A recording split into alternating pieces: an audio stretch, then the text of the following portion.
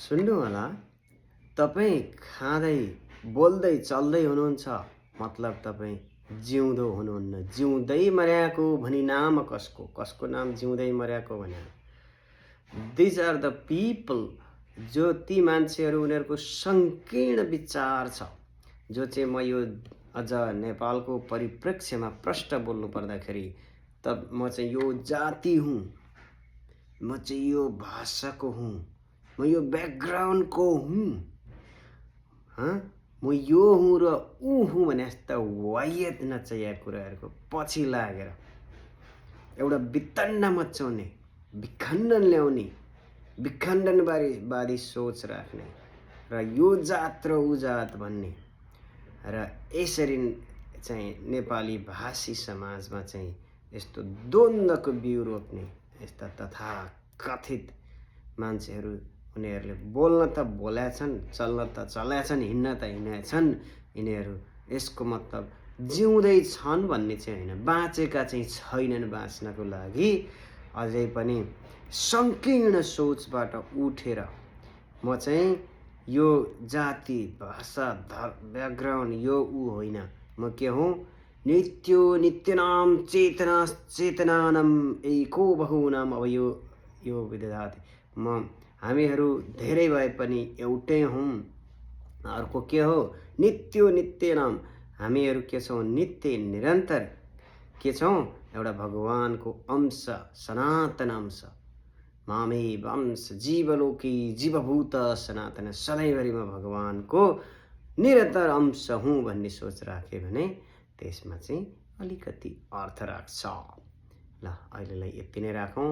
होइन भने यस्ता सङ्कीर्ण सोच राख्ने मानिसहरूले न आफू बाँचेका छन्, न समाज बच्छ त के हुन्छ? तिनीहरूको फोहोरी विचार जसले सबै धमिल्याएको छ, सबैको विचारमा विष भरेका विचारहरू जबसम्म लिएर हुन्छौँ तबसम्म, जबसम्म हाम्रो विचारमा अमृत भावना हुँदैन तबसम्म हामी जीवित हुँदैनौँ, हामी विचारमा जिउँदो हुँदैनौँ। र यस्ता छोटा सङ्कीर्ण विचारहरू त्यागेर हामीहरू चाहिँ एको बहुनाम यो विविधताकान, हामी बहु धेरै भए पनि एउटै हौँ। विविध विविधताति, विविधता भए पनि एउटै लक्ष्यका लागि छौँ। नित्यो नित्यनाम, र हामीहरू नित्य निरन्तर रहिरहन्छौँ। त्यो चाहिँ के हो भने चेतना चेतनानाम, त्यो हामी आध्यात्मिक चेतना हौँ। हामी मरेर जाने जड पदार्थ होइनौँ, र मरेर जाने जड पदार्थ मात्र क्षणिक हुन्छ। त्योबाट जसले जडसँग आफूलाई परिचय राख्छ त्यो पनि जड भइसक्यो, जीवित छैन। जसले चाहिँ म यो भाषाको, म यो जातिको, म यो वर्णको, म यो लिङ्गको, म यो सम्प्रदायको, म पूर्वको, म पश्चिमको, अथवा म राई, म त लिम्बू, म के हो, अथवा म चाहिँ मङ्गोल भइसकेँ, म चाहिँ के कङ्गाल भइसकेँ, अथवा म के बङ्गाल बनाउन लागिसकेँ भनेर यस्ता सोच राख्नेहरू र म यता र उता भएँ भनेर यस्तरी छचल्किएका व्यक्तिहरू, तिमीहरूले के छौ भन्दाखेरि के हो? क्षणिक कुरामा कतिन्जेल तिमीहरू यो शरीरमा रहन्छौ, कतिन्जेल चाहिँ तिमीहरू मलाई यो अहिले यो मङ्गोल भन्छौ, म कङ्गाल भन्छौ, कतिन्जेल रहन्छु। यो कङ्गाल पनि परिश्रम गर्यो भने धनी हुन्छ।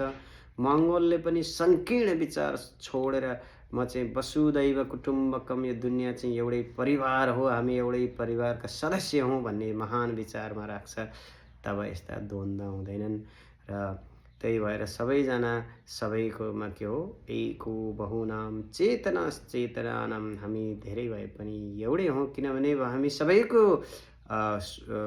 सृष्टि गर्ने भगवान त एउटै छ, हामी अलग छैनौँ भन्ने कुरा बुझ्नुपर्छ। ल, मेरो साथीको उत्तर आयो। I think my